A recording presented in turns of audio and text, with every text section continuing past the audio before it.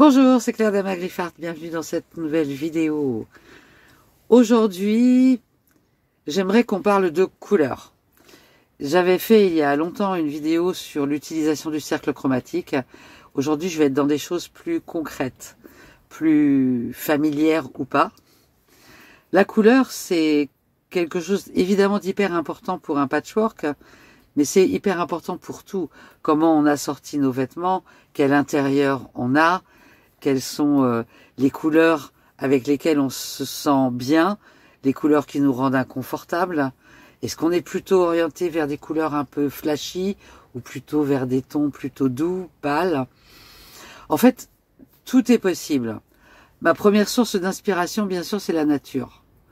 Et on sait que dans la nature, on va pouvoir assortir des verts, des bruns, avec des couleurs de fleurs. Donc certains bleus, certains violets, certains jaunes, oranges, rouges, roses. Donc bien sûr. Après, on va voir ensemble qu'il y a des choses qui s'harmonisent vraiment bien et puis d'autres qui s'harmonisent moins bien. Je voudrais quand même juste faire une petite parenthèse. Je suis pas professeur d'art, hein, donc c'est quand même forcément à travers le prisme de mon propre regard, de mes propres goûts, de ce qui me parle, ce qui me parle moins. Mais c'est aussi quand même basé sur des palettes de couleurs qui sont assorties, qui sont réputées, reconnues comme étant des couleurs qui s'harmonisent bien. C'est une vidéo sur laquelle je réfléchis depuis un moment et qui n'est pas si simple. Parce que il y a plein d'éléments et je veux pas non plus faire une vidéo qui dure 3 heures. Vous allez vous endormir. Donc, pour vous parler un tout petit peu de mes sources d'inspiration, parce que bien sûr, ça va être aussi à partir de là, je parle en termes de couleurs, je parle pas en termes de motifs de patchwork. Mes sources d'inspiration, ce sont les éléments de décoration intérieure. Et évidemment que je suis très orientée vers le style beau, bohème, hippie. Donc, ça filtre déjà. Mais en même temps, tous autant qu'on est, on sait assortir un gris avec un jaune, un gris avec un rouge, un blanc avec un rouge, un beige avec un bleu. Enfin, ça, ce sont des choses qui sont faciles. Donc, je ne vais pas parler de ça aujourd'hui. On va pas parler des choses qui sont bicolores. On va pas non plus parler des choses qui sont neutres. Quand on est dans du neutre, eh bien, c'est assez simple. Quand on prend les patchworks anciens, ils sont souvent dans des tons de beige. On a rarement du blanc. On est plutôt dans des tons de beige, dans des dégradés de brun, de vert, avec parfois des touches de couleur. Ça, c'est très très proche de la nature. Donc ça va pas être le sujet aujourd'hui, ça va être plutôt, vous aimez des couleurs pastel, comment j'harmonise des couleurs pastel?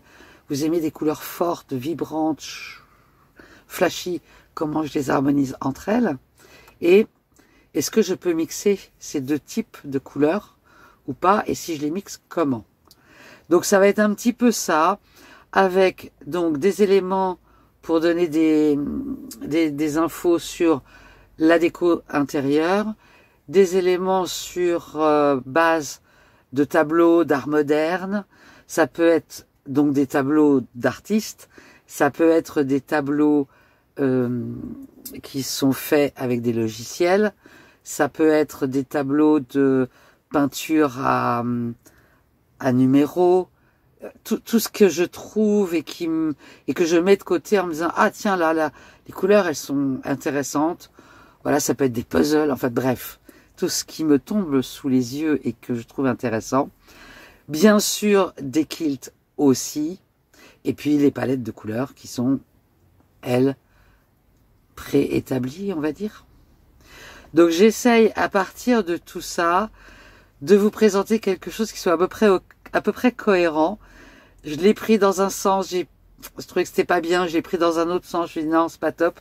Donc j'espère que je vais réussir à faire quelque chose qui va vous plaire et puis qui aussi vous inspire et vous donne des éléments. Vous pourrez me dire tout ça dans les commentaires. Allez, on y va.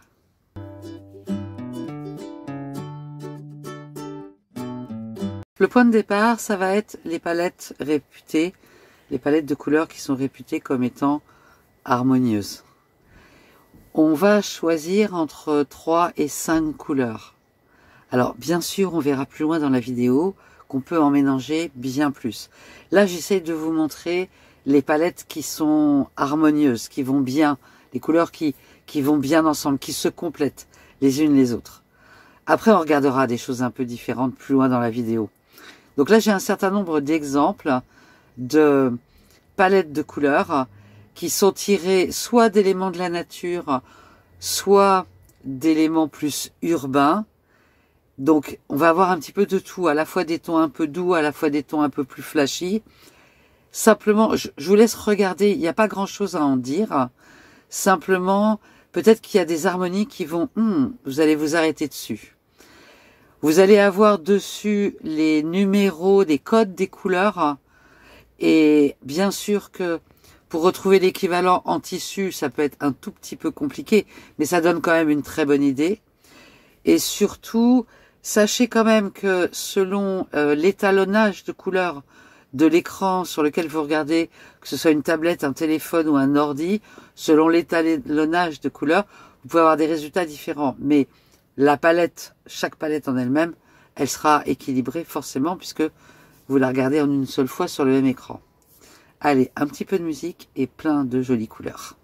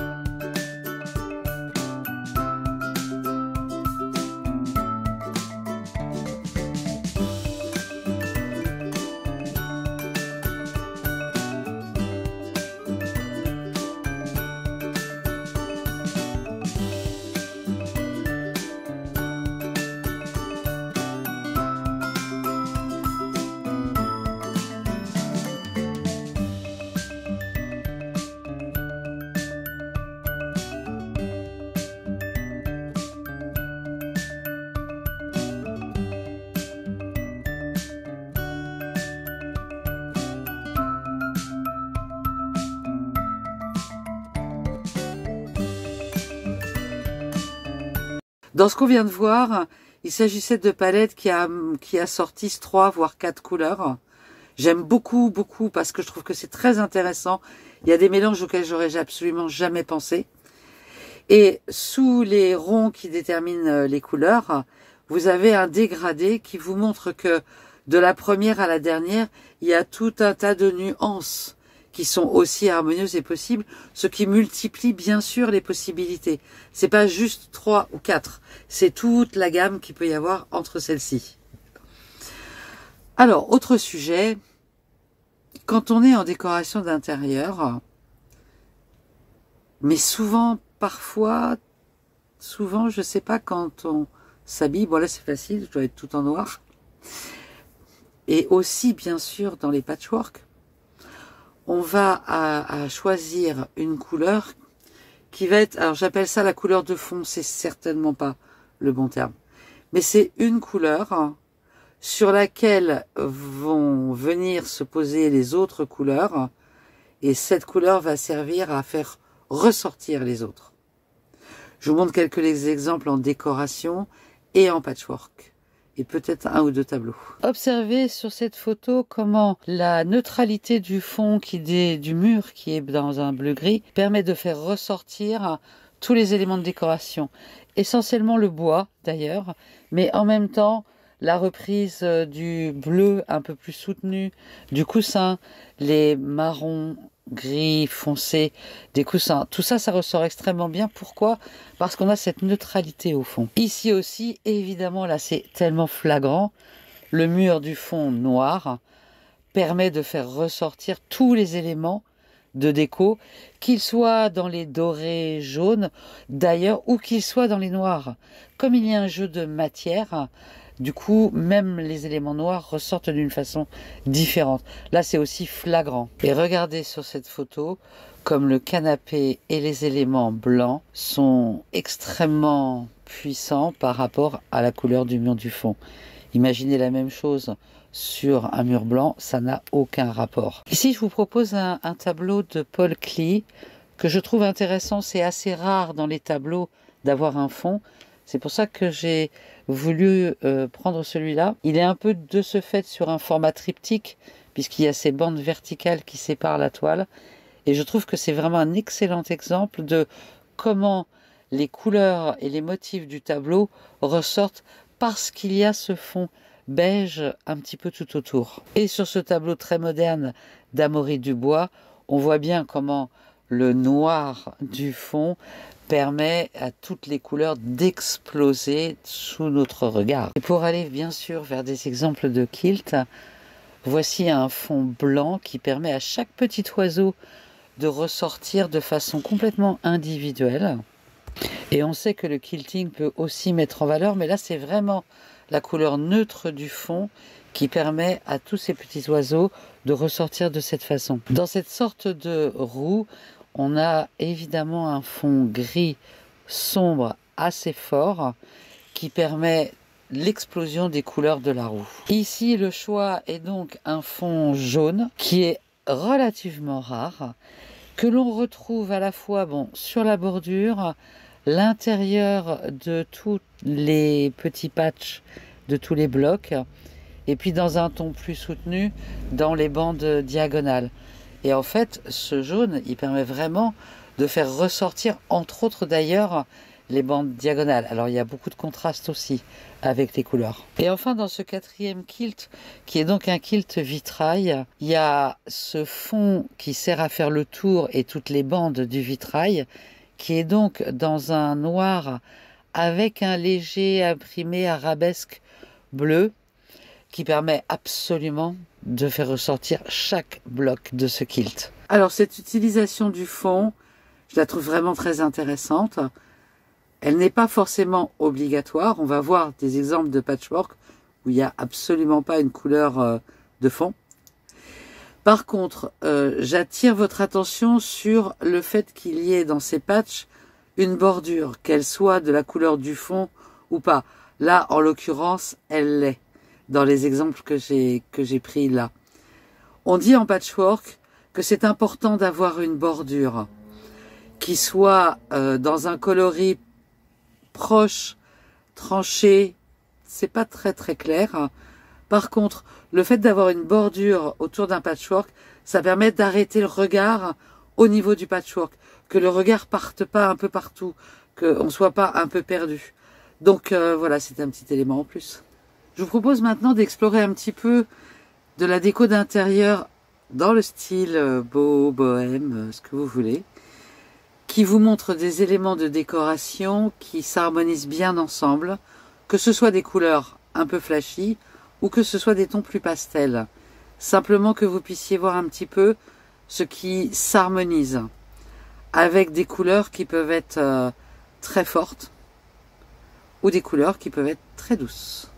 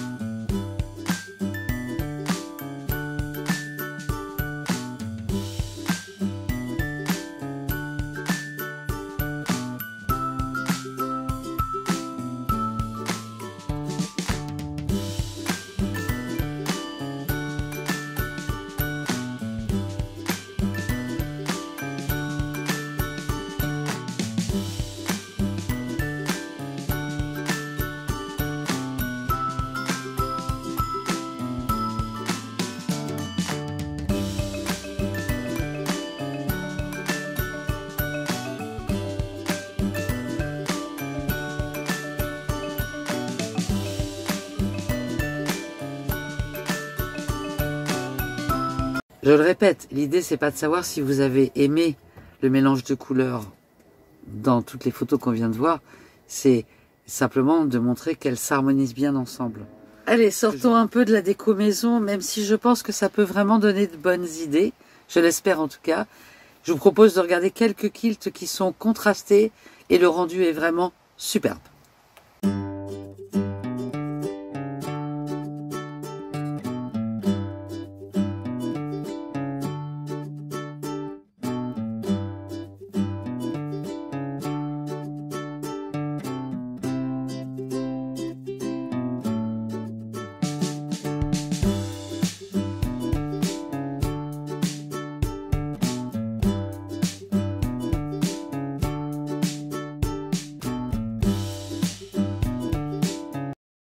Arrêtons-nous un petit instant sur cet éléphant. Qu'est-ce qu'on peut constater par rapport à l'harmonie des couleurs? Ce qu'on constate déjà, c'est que l'éléphant, il ressort. Il ressort pour deux raisons. La première, c'est évidemment qu'il est entouré de noir, ce qui va évidemment aider à ce que l'on le distingue, alors qu'il a un fond qui est très coloré. Mais la deuxième chose, c'est que les couleurs de l'éléphant sont beaucoup plus fortes que les couleurs du fond. Et donc si on regarde un petit peu, on a vu dans la déco que un bleu fort, ça fonctionne très bien avec un orange par exemple, si l'orange lui aussi il est fort. Et ça c'est ce qu'on a dans le corps de l'éléphant. Mais si on utilise comme pour le fond un bleu plus doux, on va utiliser un orange plus doux. Et donc on a exactement les deux harmonies qui sont mixées dans ce patchwork, mais utilisées de façon différente. Et ça fonctionne parfaitement bien. Vous l'avez certainement compris à travers les différents exemples que j'ai montrés jusqu'ici, il n'est pas toujours évident d'associer une couleur un peu flashy avec une couleur pastel. Ça ne veut pas dire que c'est impossible. On a simplement besoin qu'il y ait le même ton. En fait, on a par exemple un vert spécifique, et il peut aller vers quelque chose d'intense, ou il peut aller vers quelque chose de pastel. Mais la racine du vert est la même. D'accord? Je ne sais pas si c'est très clair. Il y a certainement un terme pro. Si vous le connaissez, mettez-le moi dans les commentaires. Il m'échappe. Donc, on peut avoir des palettes pastel. On peut avoir des palettes de couleurs plus franches. Et on peut avoir des palettes un tout petit peu plus entre les deux, parce que on va avoir cette même tonalité de départ. Je vous montre là tout un tas d'autres palettes qui comportent, elles, 5 couleurs. Et vous allez voir, vous avez la couleur elle-même, et puis vous avez en dessous des petits ronds avec comment la couleur elle glisse vers la suivante.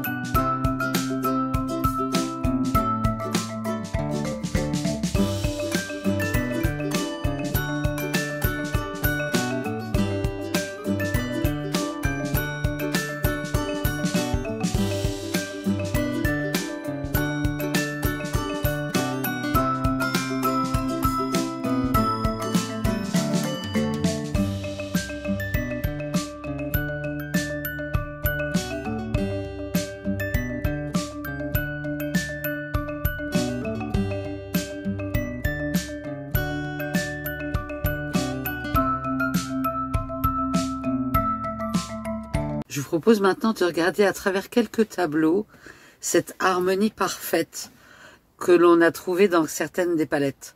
Ce sont des tableaux, je trouve, qui correspondent exactement. Et simplement, prenez le temps de peut-être ressentir comment vous vous sentez quand ces couleurs vous semblent harmonieuses. Elles sont réputées harmonieuses. Ce sont des palettes qui vont bien ensemble. Mais c'est aussi important de savoir comment nous, on le ressent.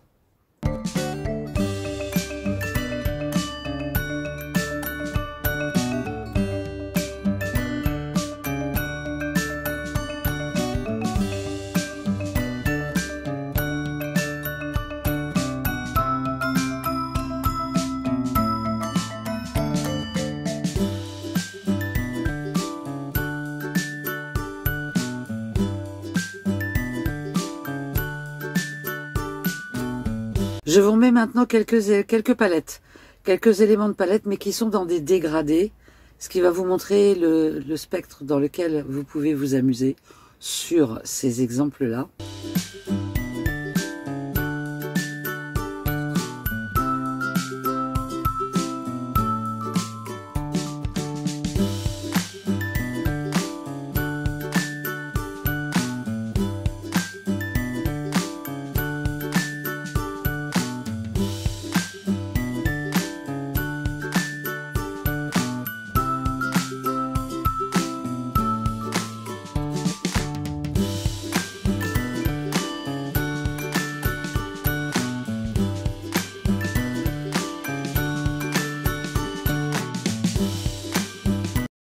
Et pour finir, dernière référence à l'art, je vous mets des peintures qui peuvent provenir de droite ou gauche, qui sont plutôt dans des tons assez forts finalement.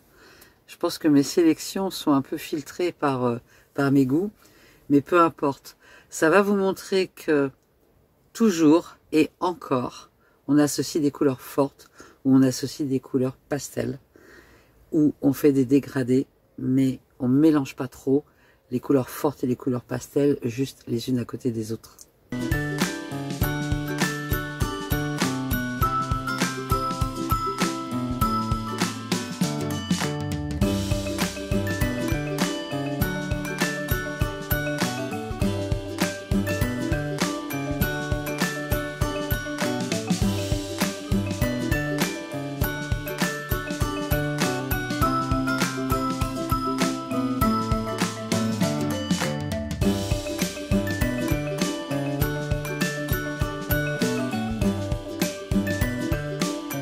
Comme je le disais en début de vidéo, je trouve que cette vidéo est assez compliquée à élaborer. J'espère que la façon dont je l'ai conçue va vous apporter quelque chose de positif en tout cas. J'espère que les différentes palettes, les différents exemples vous permettront d'affiner votre regard ou de découvrir des associations dont vous n'aviez pas idée, des choses comme ça. C'est un peu l'objectif. Alors, juste une dernière chose. Bien sûr que là, j'ai travaillé la couleur, j'ai pas travaillé les tissus. Parce que on ne trouve pas forcément exactement le ton que l'on veut, etc. On peut aussi s'arranger pour faire matcher les choses comme on veut avec ce que l'on a. Vous me connaissez, je travaille quand même beaucoup avec des chutes de tissus. Et j'en ai largement assez. Par contre, je pense que quand on élabore un projet, et c'est pour ça que je pense qu'il y a beaucoup de personnes qui achètent des kits tout faits avec les tissus, c'est parce qu'il y a parfois cette difficulté à avoir la vision de qu'est-ce que ça va donner ce projet si j'utilise telle ou telle couleur, ou si j'utilise tel ou tel imprimé, ou tel tissu. Donc, quand vous voulez faire un projet de patch pour lequel vous n'avez pas de kit avec les tissus, prenez le temps. En fait, la clé, je pense que c'est le temps d'aller chercher le tissu qui vous va bien, le coloris que vous voulez, l'imprimé que vous souhaitez. Toujours en coton, évidemment, pour le patch, c'est mieux, sauf en crazy quilting. Donc, donnez-vous ce temps parce que d'expérience, il y a des projets que j'ai, entre guillemets, bâclés, c'est peut-être un peu un grand mot, mais où j'ai pris un peu comme ça, et finalement, j'en ferai jamais rien parce que le résultat est pas ok, les couleurs y vont pas, ou les imprimés, les motifs vont pas.